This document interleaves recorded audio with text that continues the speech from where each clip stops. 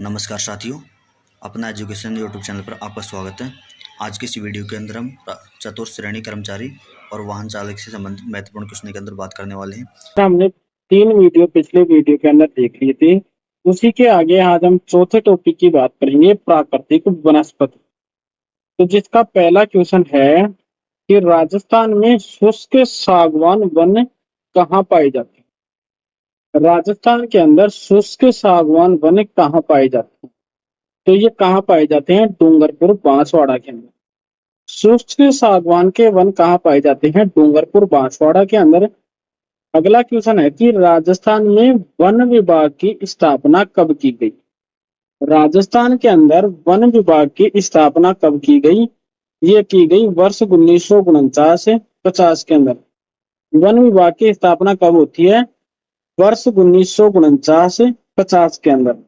आगे हम बात करें, राजस्थान के कुल भूभाग के कितने प्रतिशत भाग पर वन है? कितने प्रतिशत पर वन क्षेत्र है? प्रशासनिक प्रतिवेदन 2023-24 के अनुसार। तो राजस्थान के कुल भूभाग के 9.61% भाग पर क्या है? वन है। जो कौन सा प्रतिवेदन है? 2023-24 का।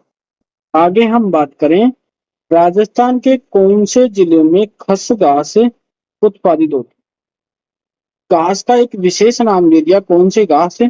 खस घास कौन से जिलों में उत्पादित होती है? तो ये होती है सवाई माधोपुर, भरतपुर, टोंक के अंदर। कौन कौन से जिलों में? सवाई माधोपुर, भरतपुर, टोंक के अंदर। अगला क्वेश्चन है कि भारतीय वन रिपोर्ट 2023 के अनुसार राजस्थान में न्यूनतम झाड़ी वन वाला जिला है।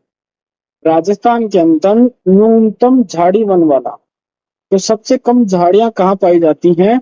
हनुमानगढ़ के अंदर। कहाँ है? हनुमानगढ़ के अंदर है। आगे हम बात करें, राजस्थान की पहली राज्य वन पर्यावरण नीति किस वर्ष बनाई गई? राज्य की पहली राज्य वन पर्यावरण नीति कब बनाई गई? तो ये बनाई गई 2010 के अंदर। कब बनाई गई? 2010 के अंदर। भारतीय वन रिपोर्ट 2023 के अनुसार राजस्थान में न्यूनतम वन प्रतिशत वाले जिले। न्यूनतम वन प्रतिशत वाले जिले कौन सी रिपोर्ट? 2023 की रिपोर्ट के अनुसार। तो कहाँ है? चूरू और जोधपुर के अंदर न्यूनतम वन है। कहाँ है? चूरू और जोधपुर के अंदर। आगे हम बात करें, आदिवासियों के कल्प वृक्ष के नाम से किस वृक्ष को जाना जाता है? आदिवासियों का कल्प वृक्ष के नाम से किस वृक्ष को जाना जाता है? तो ये जाना जाता है महुआ। किसको जाना जाता है? महुआ को। आगे हम बात करें, राजस्थान प्रशासनिक प्रतिवेदन 2023-24 के अनुसार राज्य में कुल अभिलेखित वन है। तो राजस्थान प्रशासनिक प्रतिवेदन 2023-24 के अनुसार राज्य में कुल अभिलेखित वन कितने हैं? तो ये हैं 32,921 वर्ग किलोमीटर के अंदर। कितने क्षेत्रफल के अंदर? 32,931 वर्ग किलोमीटर। अगले क्वेश्चन की बात करें, राजस्थान में आरक्षित वन का प्रतिशत है। राजस्थान में आरक्षित वन का प्रतिशत कितना है? प्रशासनिक प्रतिवेदन 2023-24 के अनुसार तो यह है 36.39%। कितना है? 36.39%। राजस्थान में सबसे कम भौगोलिक वन है। राजस्थान के अंदर सबसे कम भौगोलिक वन कौन से हैं? अत्यंत सघन वन। ये सबसे कम भौगोलिक क्षेत्र पर पाए जाते हैं। आगे हम बात करें, भारतीय वन रिपोर्ट 2023 के अनुसार राजस्थान में सर्वाधिक वन विस्तार वाले जिले का सही क्रम।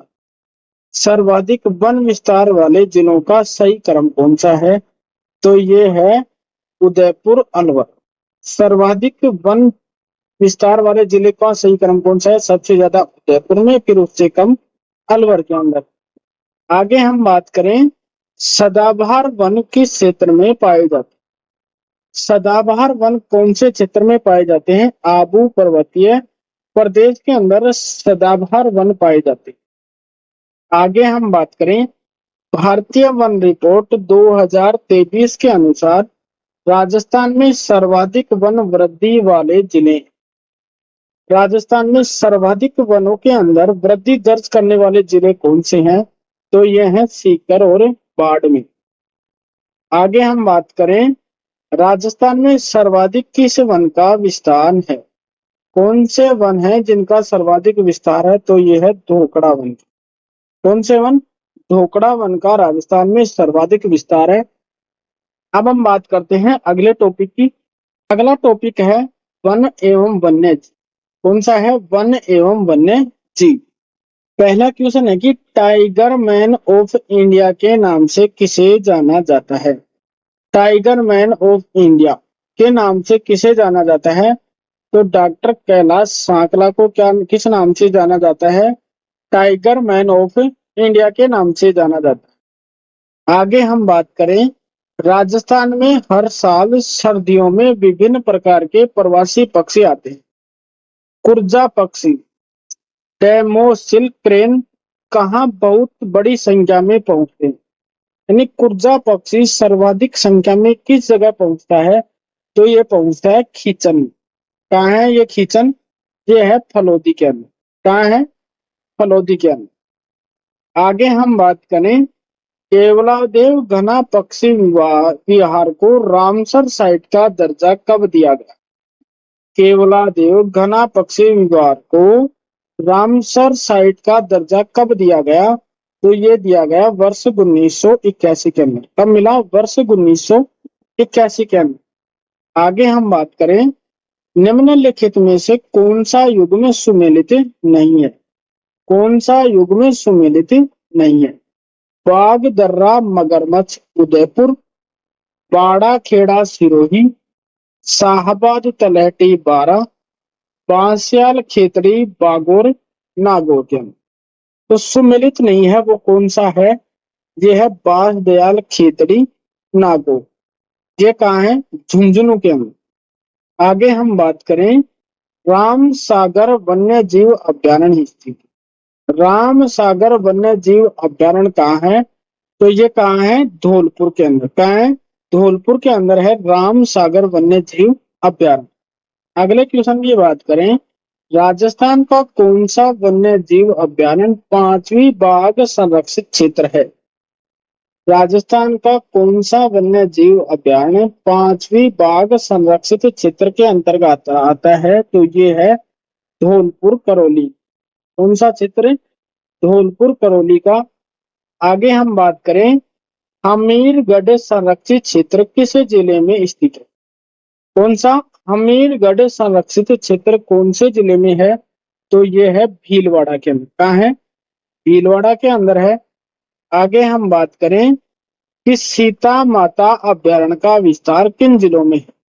सीता माता वन्य जीव अभ्यारण्य है वो कौन कौन से जिलों में फैला हुआ है? तो ये है चित्तौड़ सलूंबर प्रतापगढ़ के अंदर। कहाँ है? चित्तौड़ सलूंबर प्रतापगढ़ के अंदर। सज्जनगढ़ जैविक उद्यान राजस्थान के किस जिले में है? सज्जनगढ़ जैविक उद्यान ये कौन से जिले में है? तो ये है उदयपुर के अंदर। कहाँ है? उदयपुर के अंदर है। आगे हम बात करें, भीड़ मुहाना फर्स्ट संरक्षित क्षेत्र किस जिले में स्थित है? भीड़ मुहाना संरक्षित क्षेत्र फर्स्ट कहाँ है? तो ये है जयपुर के अंदर। कौन से जिले में? जयपुर जिले के अंदर है। आगे हम बात करें, निम्नलिखित में से कौन सा युग्म सुमेलित नहीं है? कौन सा युग्म सुमेलित नहीं है? अजमेर का शुभंकर खड़मोर पक्षी, भरतपुर का सारस, दौसा का मगर, जालोर का भालू। तो आपको बता रहा है कौन सा सुमेलित नहीं है।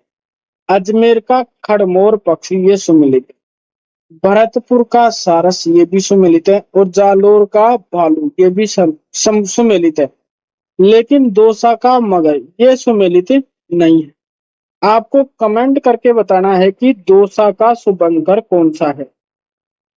दौसा का शुभंकर कौन सा है? कौन सा पक्षी? आगे हम बात करें, राजस्थान में जैव विविधता बोर्ड का गठन कब किया गया?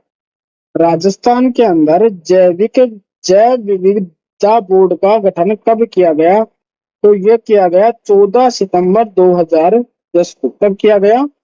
14 सितंबर 2010 को।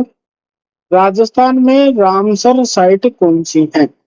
राजस्थान के अंदर रामसर साइट कौन सी है? तो राजस्थान के अंदर रामसर साइट कितनी है? 2 है। एक तो है केवलादेव घना पक्षी विहार और दूसरी है सांबर झील। कौन सी? एक तो सांबर झील और दूसरा है केवलादेव घना पक्षी विहार। तो राइट आंसर क्या रहेगा? ऑप्शन 1, 2 और 3। आगे हम बात करें निम्नलिखित में से कौन सा अभ्यारण्य बाघ परियोजना में शामिल है? कौन सा अभ्यारण्य है जो बाघ परियोजना के अंतर्गत शामिल है? सज्जनगढ़ भी नहीं है, सीता माता भी नहीं है, नाहरगढ़ भी नहीं है, तो कौन सा है? रणथंभौर। लास्ट क्वेश्चन की बात करें, राष्ट्रीय मरु उद्यान को और किस नाम से पुकारा जाता है? राष्ट्रीय मरु उद्यान है, ये कहाँ है? जैसलमेर के अंदर। कहाँ है? जैसलमेर के अंदर है। और इसे किस नाम से जाना जाता है? तो इसे जाना जाता है जीवाश्म उद्यान के नाम से। किस नाम से? जीवाश्म उद्यान के नाम से जाना जाता है। धन्यवाद दोस्तों, जय हिंद। मिलते हैं नेक्स्ट वीडियो के अंदर नए टॉपिक के साथ।